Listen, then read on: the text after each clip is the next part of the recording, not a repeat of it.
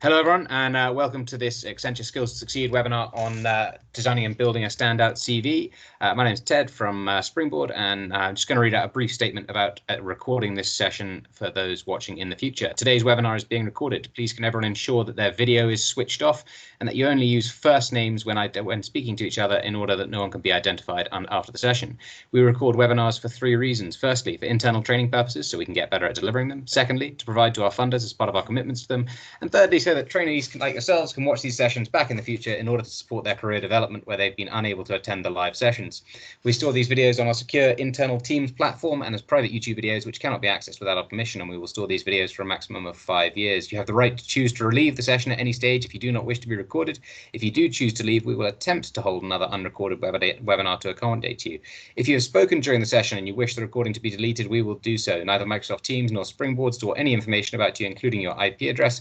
And for any further information on anything that I've just said, or to read a transcript of what I've just said, please visit your Flow dashboard, and on the news section you will find an article called Understanding Webinars.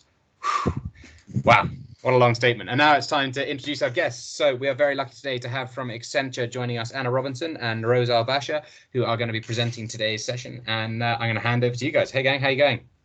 Hey Ted, thanks very much. Yeah, hi everybody. I'm Anna from Accenture, which is one of Springboard's partner organisations, and I manage our partnership. So today we're going to be taking the session on how to create a standout CV, as well as looking at the Skills to Succeed Academy, which is our online learning programme, which can help you create your CV.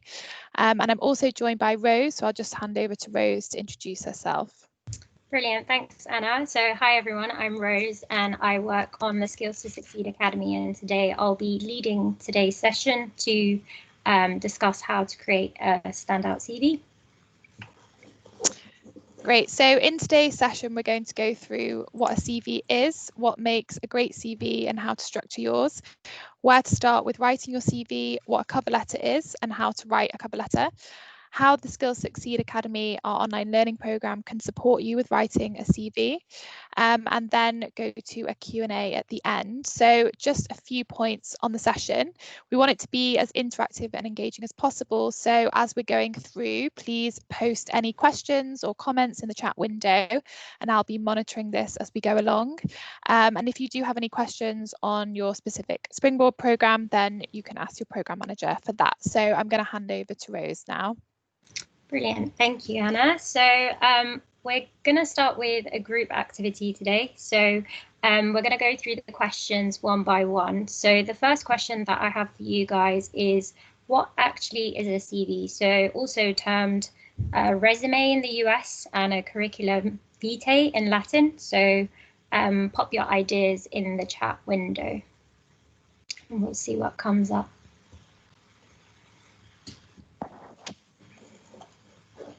Great, so any ideas you've got, put them in there. What kinds of things would you include in your CV? Yeah, so Sophie, a record of your experience. Yeah, that's a good point. So any kind of work experience, maybe volunteering, any other kinds of experiences that you have. Sunny, a work profile of yourself. Yep. Gina, your work, education history. Savannah, your qualifications. Yep.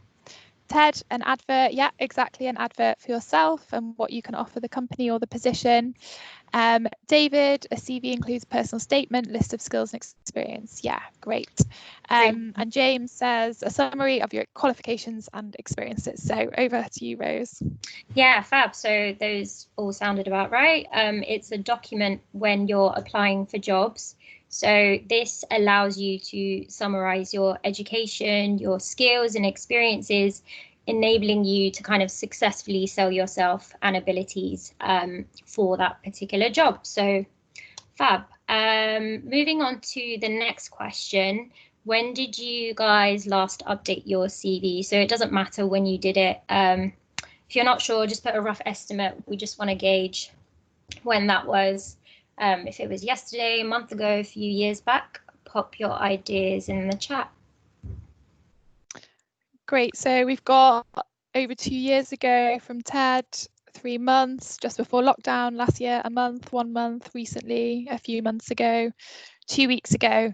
Yeah, so we've got a real range here. So you might either be kind of needing to significantly update it, maybe for the past few years of your experience, or maybe just tailoring what you've got and really adapting it to the roles and the jobs that you're going for and the companies now. So both sides of it, we've got some great content for you today.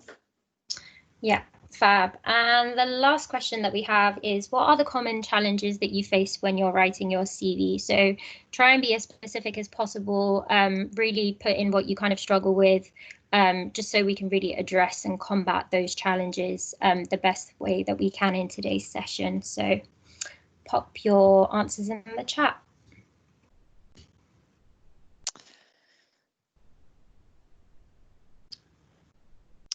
Great. So anything that you can think of that you might think is a challenge. So maybe you're kind of struggling with how to structure it, how to write it. Okay, we've got a few things coming up now, Rose. So explaining gaps in your career, not enough experience, writing a personal statement and keeping it brief when you've been working for over 20 years.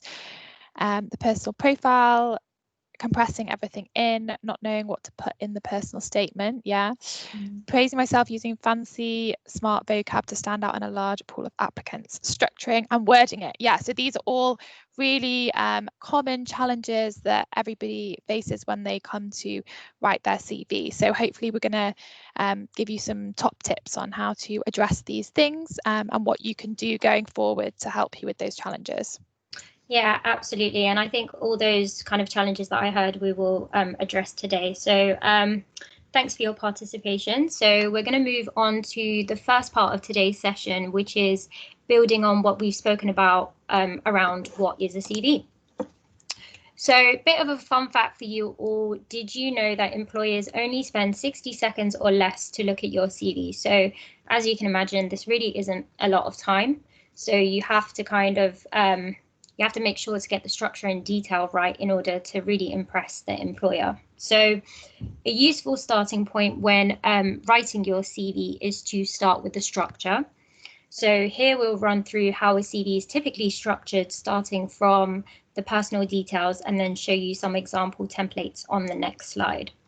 So your personal details. In this section, you should include your name, your contact details, including your email address and telephone number.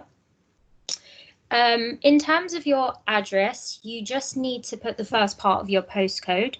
So you don't need to put the full postcoding. And that's just so that employers are aware of your whereabouts and your proximity to work. And remember that there's no need to include really personal details like your age or ethnicity. So that's not necessary in that section. Moving on to the personal profile. So think of this section as a summary to the rest of your CV. So this is just a short paragraph. Use a couple of sentences to include why you're interested in the job, whether that be a chef, a waitress, a bartending role, and the skills that you have and why they are relevant for the role. For the key skills, it's not essential to include this section. It depends on the type of CV layout that you're going to go for, and we'll cover that in the next slide as well. So if you do include this section, a good way to approach this is by looking at the job ad and the key skills that they are looking for, and think about the skills that you have to kind of match that description. And then pull out a few key examples that evidence that skill. So if they're looking for customer service skills or organization skills, make sure to pop that in your CV, of course. And so the employment history, the next section, you can also call this your work experience, so subtitled your work experience. This can include volunteering opportunities as well. So you can pop that in there, or you can place it in its own kind of designated area as well. It's entirely up to you. And in this section, you should put the following 3 details as headings in bolded text. So number 1, the time date which you worked at the company, so the duration, your position at the company, and the name of the company as well. So once you've kind of put that in your heading, make sure to list your responsibilities or achievements below each of those headings. And similarly for your educational history, in this section, you can add things like your secondary school qualifications, any further education or any training courses or programs that you're doing at the moment, any extracurricular activities. They're all really valuable things to pop in there. And here you can also include 3 things like the time period, which you undertook that qualification, let's say, the name of the qualification or the course, and the result that you achieved as well. Moving on to the hobbies and interests, this is optional, but it's good to include so that employers really get a flavour of your personality. So top tip for this is try not to be generic and use one phrase answers like reading or socializing, but try and be more specific to make yourself stand out. And lastly, for the references, you have 2 options here. So you can put the words available on request, or you can put the specific details of your references, including their name and contact details, and make sure that you have at least 2 references here. So these can be people that you've had professional relationships with, whether that's a manager, a colleague, an ex-colleague, or if you haven't worked before, then not to worry. You can always put down personal references. So they could be your teacher or the lead of a team that you're a part of. So don't worry about not having enough references. You can always find them from your personal kind of references. So I guess we've talked through the different parts in a CV. Let's look at some examples so we can bring that to life a little bit more. So we're going to show you some examples of what that might end up looking like once you've built your CV out. So there are generally 2 types of CV layouts. We have the classic and a skills-based CV. So with both CVs, they have personal details at the top, so their names and contact details, as you can see here with Cooline's and Sarah's. They've provided also the borough of where they live. So with the classic CV on the left-hand side, this CV is organized by your experiences, usually in reverse chronological order. So what we mean by that is you put your most recent experience at the top, then experiences that are later in the past as you work your way down the CV. So let's pick out some examples from the key sections in this CV. You might put in a few key skills to shape to the job advert. So here in Cooline's CV, she has highlighted some skills in her personal profile. So it says here, ambitious and creative individual who has a passion for food, trained in hospitality as a fully qualified sous chef for the past 4 years, managing a team of 3 chefs. So this is an example of a candidate that has worked their way up in the industry. So they started off as a chef apprentice, and this is listed at the bottom of the employment history section, and gradually made their way up, and now they may be looking to apply for a chef position at a different organization, for example. Then we have the skills-based CV on the right-hand side. So this CV is organized by your skills, and the experiences are used within the skills subsection. So, for example, this candidate is applying for a retail position and put a section on customer service where they refer to their experience in retail stores, for example. So you can use the skills-based layout generally when you have skills that are relevant to the job that you're applying for.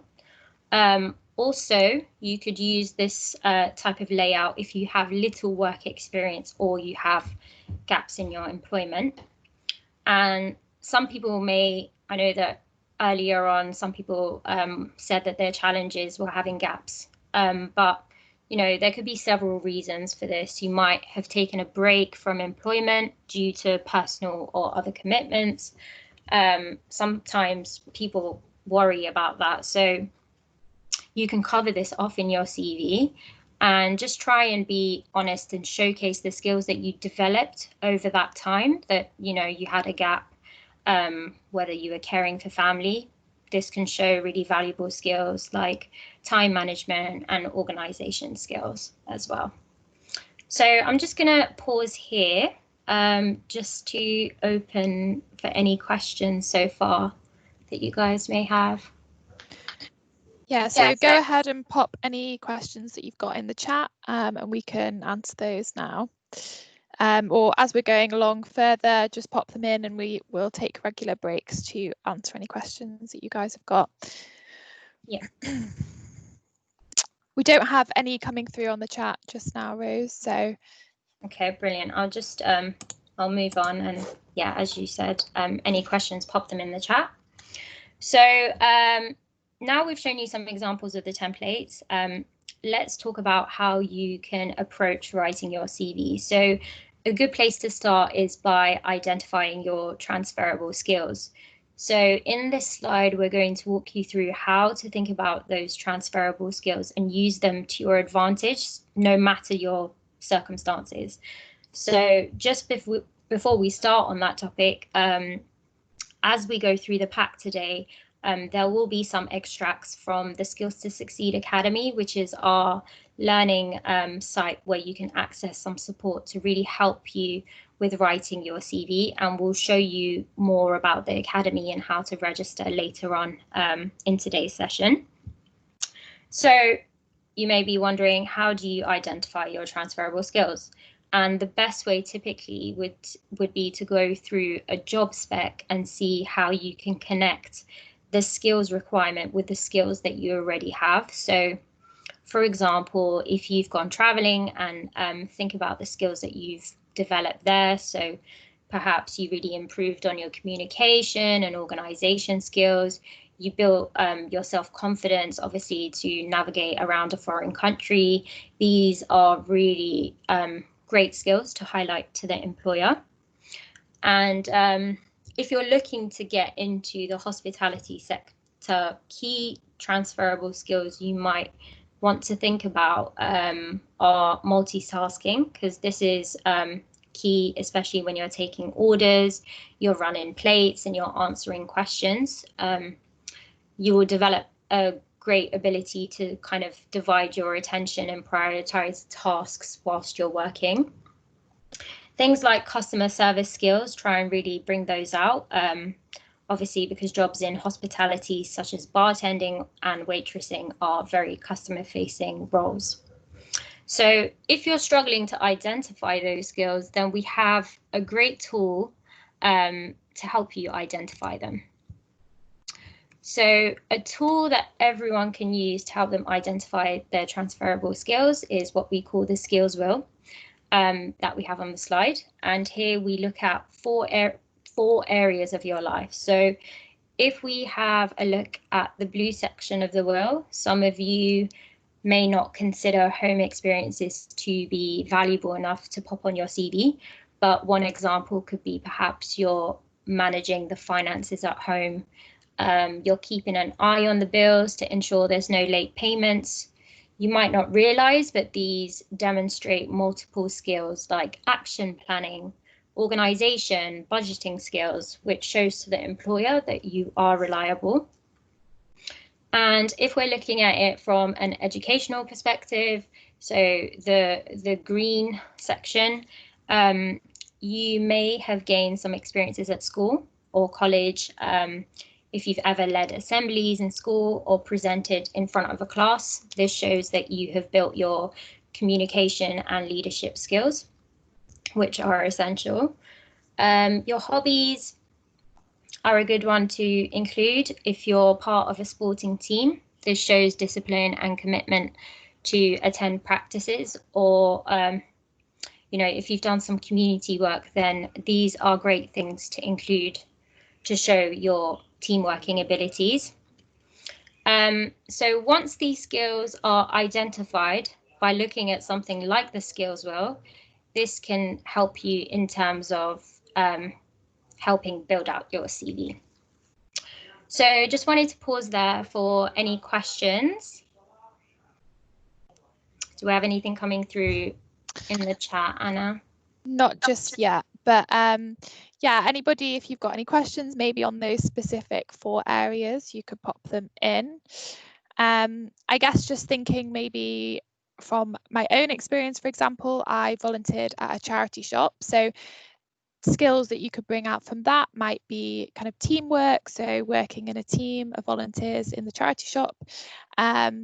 Another thing might be customer service, so having lots of people coming and ask where different things are in the shop, or any help, that as well would demonstrate that skill. So you can really think about any experience that you've had and what you could bring out that would be applicable for the job role. So Ted's put in, are there any more hobbies that you wouldn't include? So yeah, that's a good question. So obviously you want to ensure that your hobbies are demonstrating relevant skills to the employer. So whilst a hobby might be kind of going to the pub or going to hang out with your friends, you may want to focus on things that demonstrate the skills that have kind of been requested in the job spec. So you could be hang out with friends, but maybe something that's you're doing something a bit more productive or working in a team together would be great. So maybe you play 5-a-side football in a team, but they're all your friends. That would be something more relevant to include. Yeah, and I think adding to that as well, so if you are, like I said, it's probably not good to kind of include those one-worded answers like reading or socializing, but say if you liked doing both of those things, try and be more specific. So if you like reading, you might attend book club meetings, and then this demonstrates that you love to read, as well as, you know, you're being sociable in the process of doing that as well. Yeah, great. So we don't have any more questions on that, but do feel free to keep popping them in the chat. Cool, lovely. So we've looked at identifying your transferable skills, where we're now going to look at the language that you use. So the use of buzzwords and positive words within your CV to demonstrate your impact and help bring those skills to life. So if I flick back to the CV templates, within the employment section, Colleen has started her responsibility bullets with words like managed, assisted, led, or developed. It's really important to highlight your responsibilities and achievements in a short and concise way. So if I flick back to this slide, we've got a list of great words to really start those key sentences and to demonstrate what you've done. So there's no need to say I in your CV, so I did this, I did that, but a better way of framing your responsibilities is by placing action words like useful verbs at the start of your sentences. So we've got a list of examples for you at the bottom of the slide. So words like analyzed shows analytical abilities, saying collaborated at the beginning shows team working efforts, and taught shows mentoring and perhaps even those management skills. So remember that the purpose of your CV is to show off your skills and experiences and qualifications, so you want to describe them in the most positive way that you can. So that's why it's really important to consider your use of language. So as well as that, whilst you're phrasing your key skills and experiences is important, you have to also think about the impact of your experience. So, which is the next thing I'm going to talk about. But just before we go on, I wanted to see if there was any questions on language, the use of language in your CV. Yeah, so we've had one question, Rose. So should you write your personal statement in the third person? So I think with this, you can do it either in the third person or you can do it in the first person. It's really up to your personal preference on that. Yeah. Yeah, did you have anything to add to that, Rose?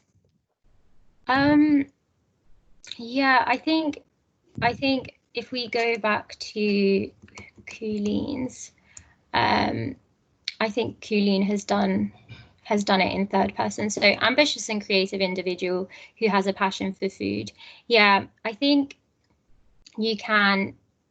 I don't know, maybe Ted can add to this, but I think third person is probably preferred because you know, you don't want to repeat saying I, but yeah, I just kind of wanted to get your thoughts on that, Ted.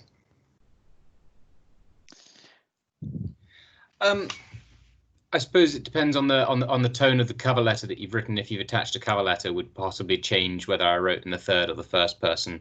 I think whatever feels natural to you in your style of writing is probably where you're going to do your best writing. So if writing in the third person is something that you find very easy to do, then yes, I would absolutely agree, go third person. But if that is quite difficult for you and you're worried about the way that you're composing your sentence structure and your grammar and punctuation, then just write in the first person. Okay, brilliant.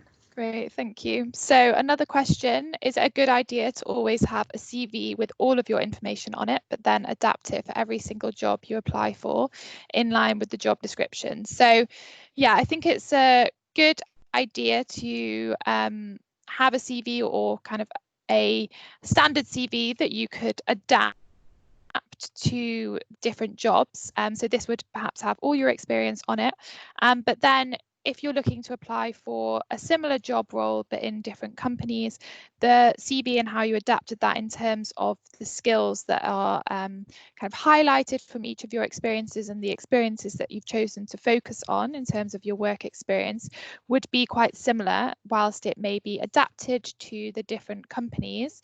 What the skills that you are highlighting would be quite similar. So yeah, it would be, I'd say it's a good idea to do that. Yeah, absolutely. Cool. Are we good to crack on? So we've got just another question come through. So also with applying for graduate jobs, is a cover letter always needed? So with your cover letters, if the application asks for a cover letter, then you should include a cover letter. If it doesn't ask for a cover letter, then it isn't required, but that would be up to you. And if it's a job, for example, that you're really, really passionate about and you really, really want, it might give you kind of an extra leg up in terms of demonstrating how your skills fit to the demands of the company and the role, and also shows your kind of extra passion and initiative for the job and your interest in it. Yeah, absolutely agree on that one. I think it's good because it does show that initiative, and you know, it's up to the recruiter or the hiring manager to read it if it's not required. So it's down to them really. Yeah. Great. So we don't have any more questions at the moment, Rose. Cool, fab. We'll crack on. So one of the common challenges that job seekers face in writing a CV is striking a balance between responsibilities and achievements. A top tip would be to include achievements rather than just responsibilities on your CV. So adding the so what. So this is because achievements say what you really did as a result of your responsibilities rather than just listing duties within the role, which is kind of already expected of you. So the ability to turn responsibilities into achievements will be very useful for writing your CV. So I'm going to show you a few examples of how that can be done, which you can see on the screen here. So for example, if you are memorizing specials to explain to customers, maintaining and managing the budget, these are all part of the job description essentially. So these are your responsibilities. But if you are able to memorize specials to explain to customers on numerous occasions and had a skill for retaining information, then you are a good asset to the team. And this could result in recognition from, say, supervisors, and you may be awarded Employee of the month twice. So that's a really good thing to include on your CV. That's an achievement to add in there. If you do have anything that you can actually quantify to support this achievement, try to add those numbers in to really get that achievement across and be as specific as you can. So, for example, here they have said supervised wait staff at over 12 events. They've added that 12 events in, which is great, and that really demonstrates an achievement as well. So do we have any questions on how to frame your responsibilities and turn them into achievements? Nothing's coming up just yet, Rose. Okay, fab. So in that case, we'll jump into a group activity. So over to you guys. My question is, which of these options is considered an achievement? So pop your letters in the chat window and then we'll see if you were paying attention. Great, lots of answers coming through. Cool. We'll just give it another minute.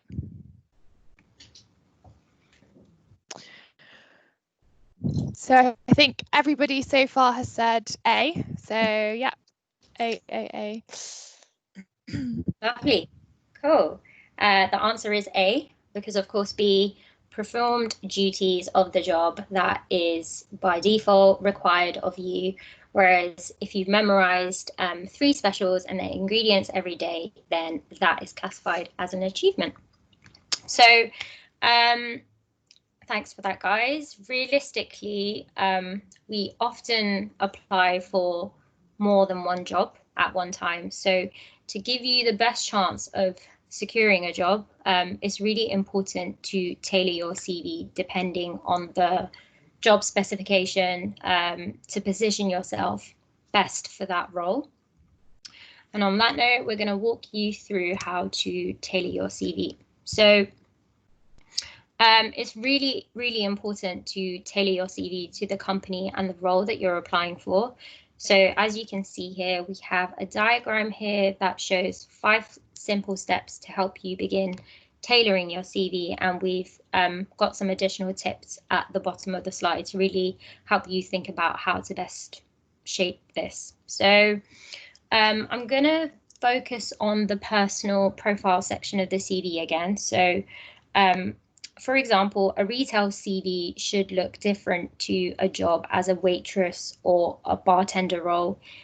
For example, even though the skills required may be similar.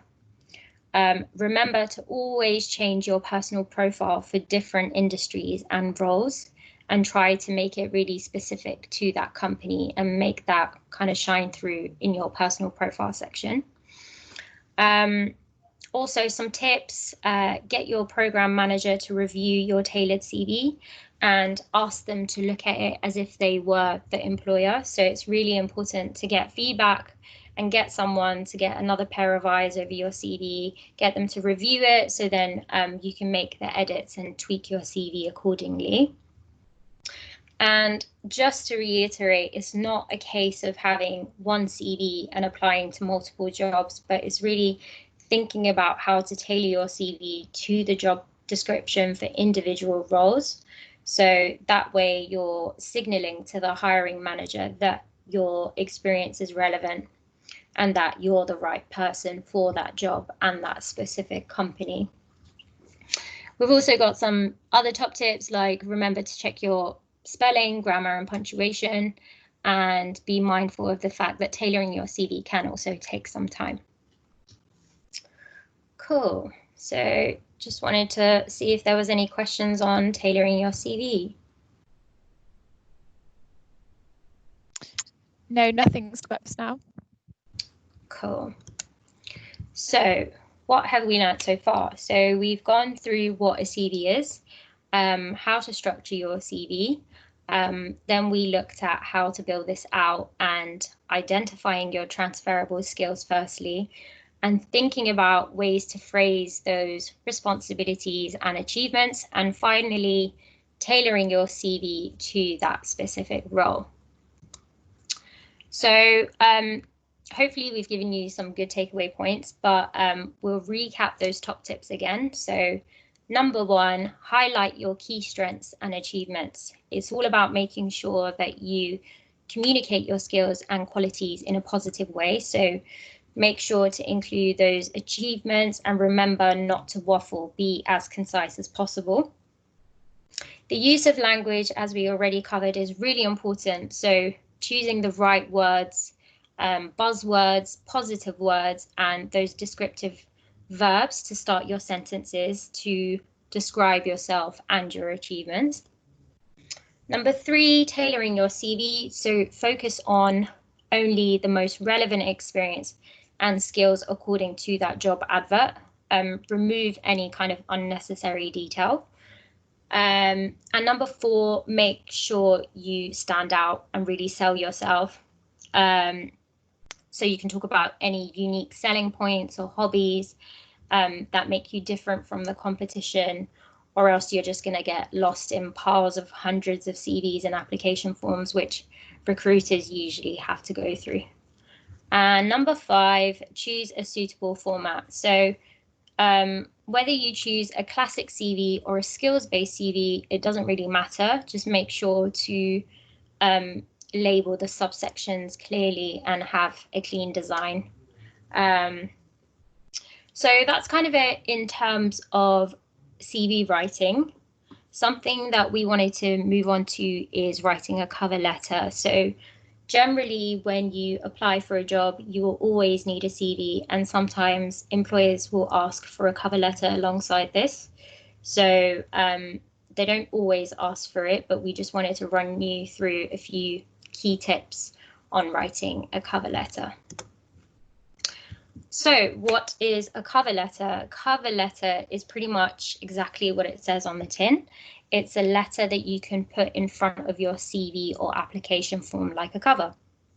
So it is also an opportunity to show that you have a thorough understanding of the job that you're applying for and explain that you are the perfect fit for the company and the role, expanding on those specific work experiences, so the hiring manager is encouraged to read your CV to almost cross-check those experiences.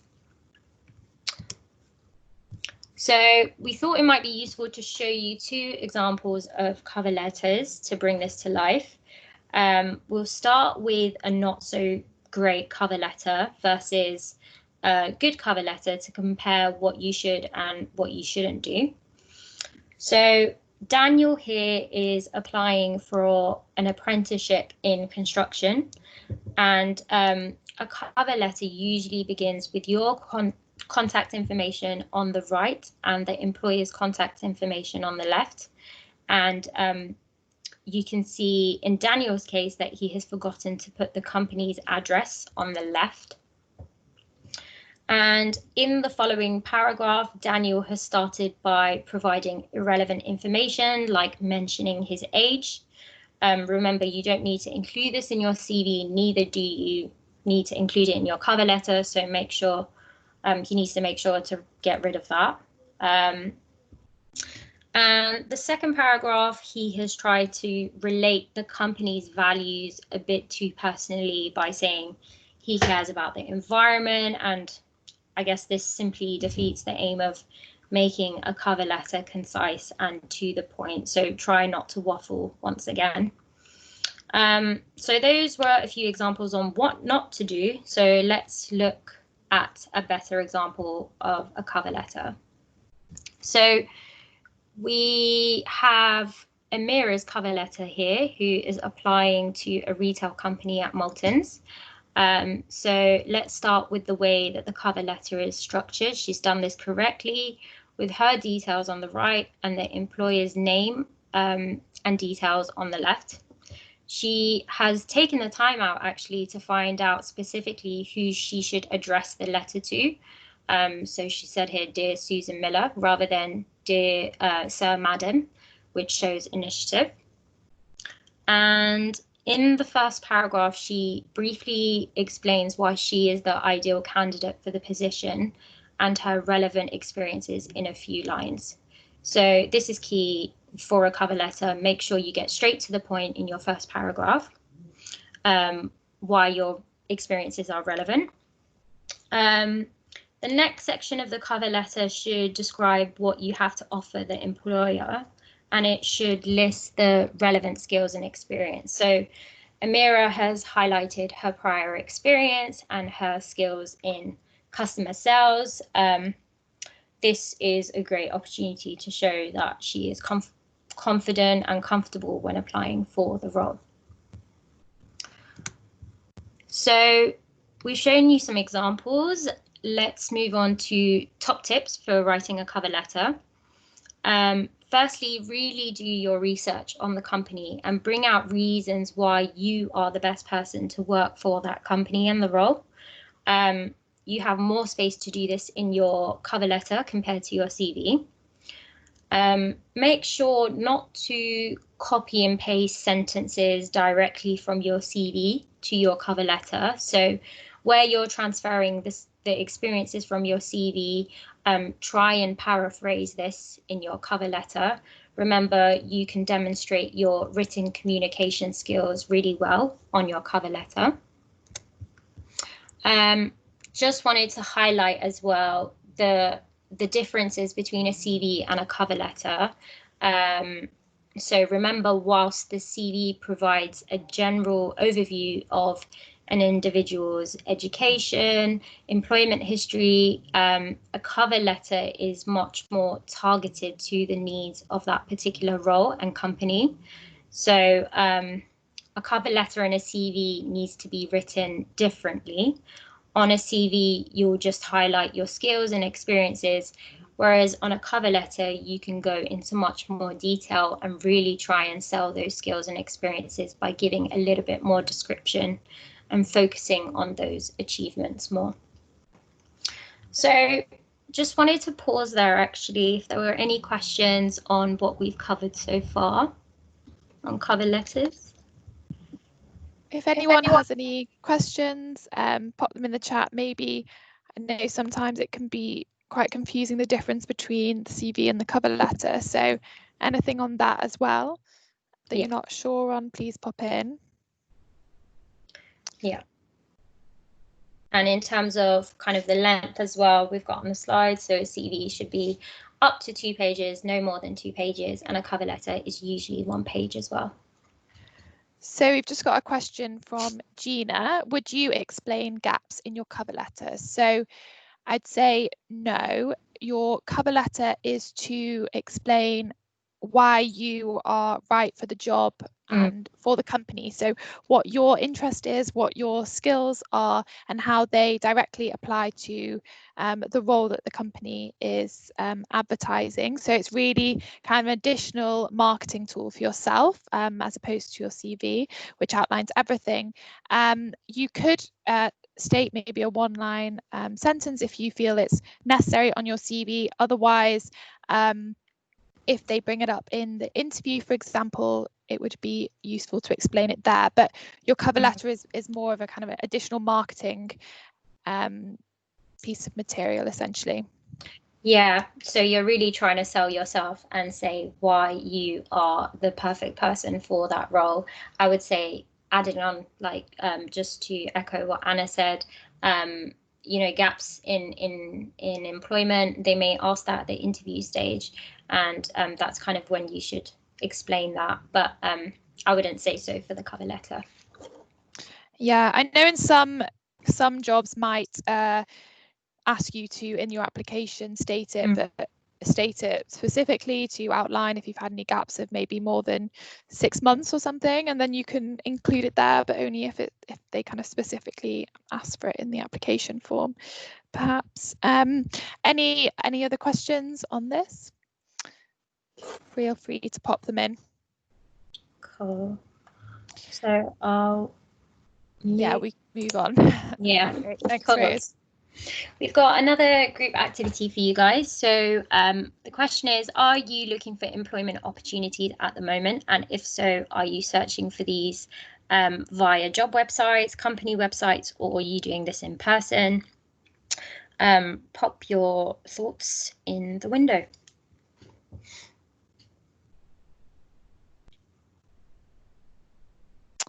Yeah, so we've had websites, Indeed, calling around. Yeah, that's good. So it's quite good to take the speculative approach as well. So calling around different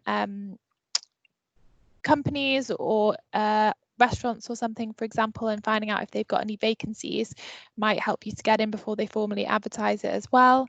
Gumtree, both job websites and LinkedIn network, not necessarily hospitality.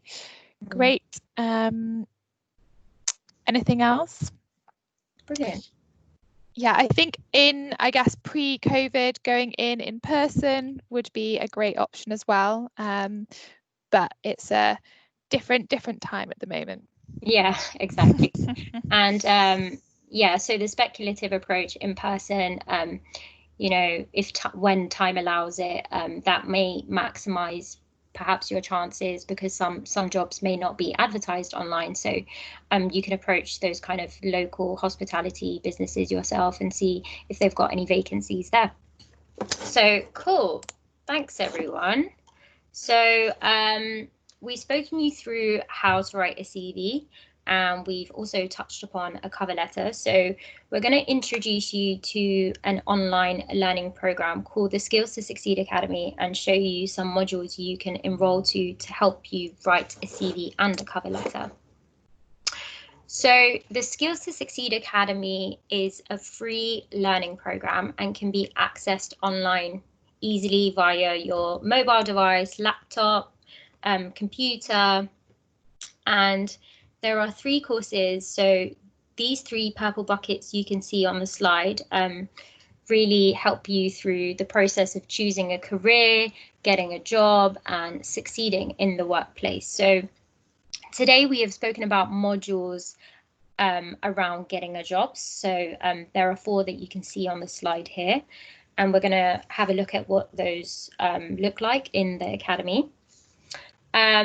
And also the Academy has a really useful extra tool where you can fill out what's called the pre-assessment form. So you can essentially answer a quick questionnaire. It's pretty much a tick box activity about what your current situation is. And depending on that, the Academy will give you a list of recommended modules that might be best suited for your current situation. So, for example, if you need help with writing your CV, you'll find if you click I am looking for a job in the pre-assessment form, this will recommend some of the modules that we've actually spoken about today. Or you can actually just find, you know, a list of all the modules under the Getting a Job course yourself as well. So everything that we've spoken about today, kind of all the topic areas, there is a module in the Academy where you can do the training to help you with that particular topic. So on the slide, we have placed these modules in a somewhat chronological order that we advise you to take them in line with the process of writing a CV, applying for a job that we discussed earlier. So it's advised to kind of start off by identifying your skills before you go on to write your CV. And we've got a module for that called Identify Your Skills. And then we've also got a module for creating your CV.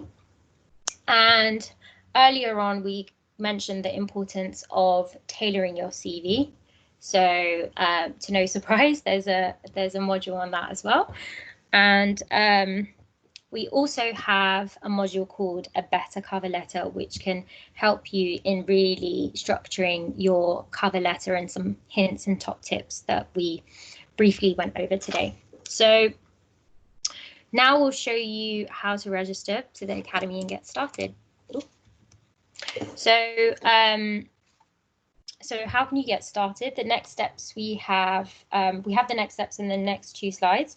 So this is how to register and log in to the Academy to access those kind of really essential modules. So in terms of registering, if you haven't registered before, all the details are provided here. So you need to log on to www.skillstosucceedacademy.com. And you need to register using your learner access code. And depending on your division, we have provided those details in the table below. We will also send these details and this pack after this session. So Ted will share those the pack with you guys, and so you don't have to worry about remembering the codes. And once you click register, you just need to enter the empty fields that you can see on the right hand side. So your email address, just need to pop in a password and then click continue to register. So I think we're quite, how are we doing for time, Ted? Because I can actually do a demo of showing them inside the academy. We are doing really well for time, boss. We've got 5 or 6 minutes left in the hour. I've just popped in, if you're on your Flow platform, gang, there is a news article called Future Learn and the Skills to Succeed Academy, and it's got all the links and codes within inside of that news article, so you can find that on the Flow platform. Brilliant, fantastic. So yeah, I can quickly log in and show you where to find the Getting a Job course in the academy, but we've also highlighted them on screen here for your reference. So let me just go ahead and do that. So actually, I went on to the Skills to Succeed Academy.com website. As I've already registered, I'm going to go in and log in. So the kind of courses that I mentioned today, if you go onto the courses tab here at the top, and the Getting a Job course, you can find the recommended modules that we spoke about. So identifying your skills, creating your CV, tailoring your CV, as well as a better cover letter. Of course, we have other modules as well if you want to sit those. And just wanted to show you the pre-assessment functionality. So this is kind of the questionnaire that I was talking about to tailor and recommend modules according to your current situation. So I am looking for a job, perhaps. Press next. And I want to improve on transferable skills. And it will produce some recommended modules for that. So yeah, the pre-assessment functionality is really useful. And obviously we understand that in your career journey, things will change. So you can always change and do the pre-assessment again. You can do this as many times as you would like. So that's kind of the courses and how to access them in the academy. I guess we are really good for time. Just kind of wanted to end on a positive note. So we know that sometimes when you're writing or tailoring your CV, you can spend a lot of time and you may be applying to numerous jobs and you might not even hear back from them. So it can obviously feel quite disheartening. I mean, I've personally been through it myself. But the message that we want to give to you guys today is really keep motivated,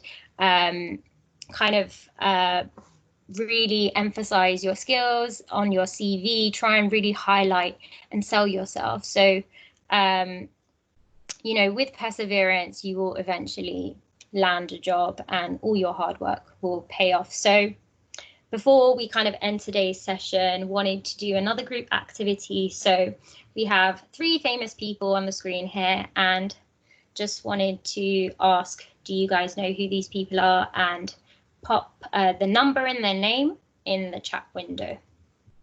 We'll see if people know who they are. Great, so we're getting a few in the chat. Keep on posting them. Cool.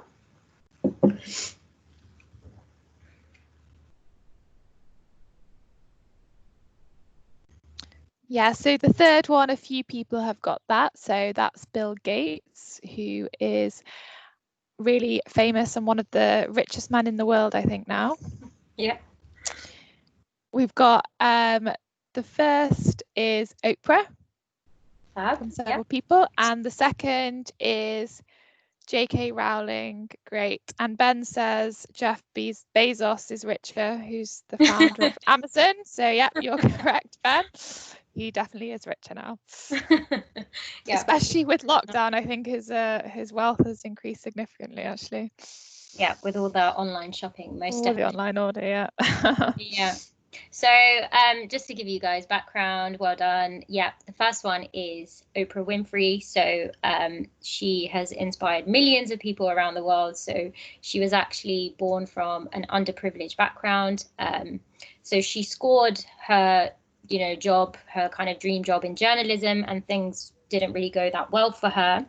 And one of her first jobs in TV ended abruptly after the producer kind of declared that she was unfit for television. But she is most famous today for her long-standing daytime talk show, the Oprah Winfrey Show, which has been running for 25 years. So that's Oprah. J.K. Rowling, obviously she's very famous for her Harry Potter books, and 12 of her major publishers actually rejected her Harry Potter manuscript. But at the age of 31, she published her first book, and at 35, she released 4. So, of course, she's known for that. And lastly, Bill Gates, the co-founder of Microsoft. He would spend a lot of time on the computer at a young age.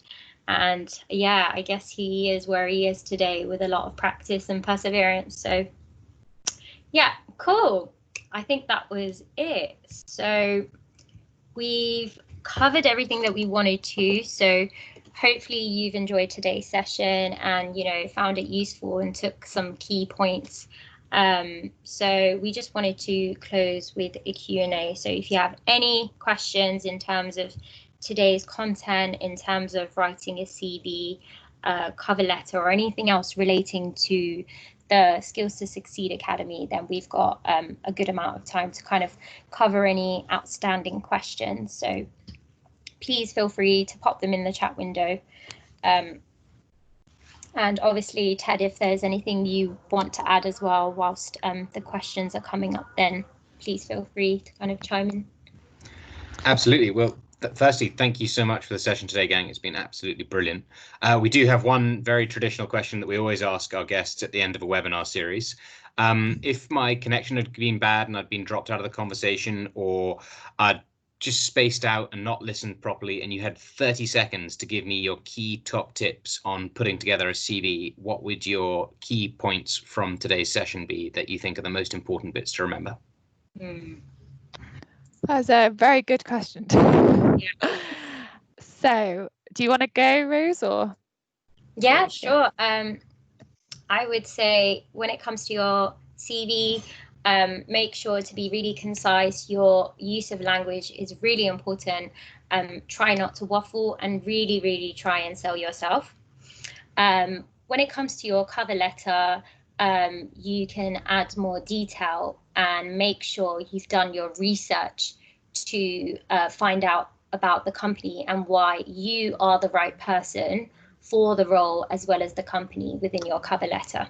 So I would say those are top top tips for today.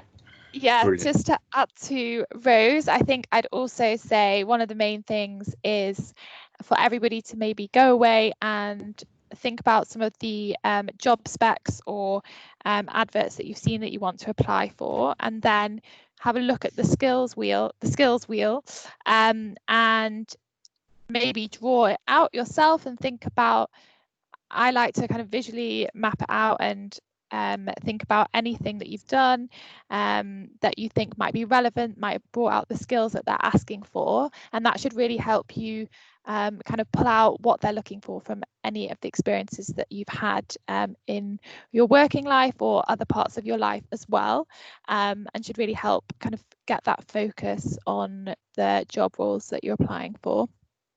Yeah, absolutely. And the skills will have those questions to kind of prompt you, so get you thinking about those questions of where you've demonstrated those transferable skills that may be required for the job as well. Yeah, so I think the skills wheel is really fab tool.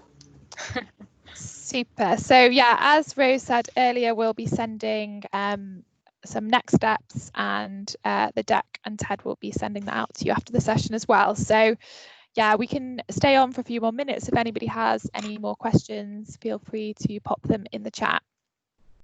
Yeah. Okay.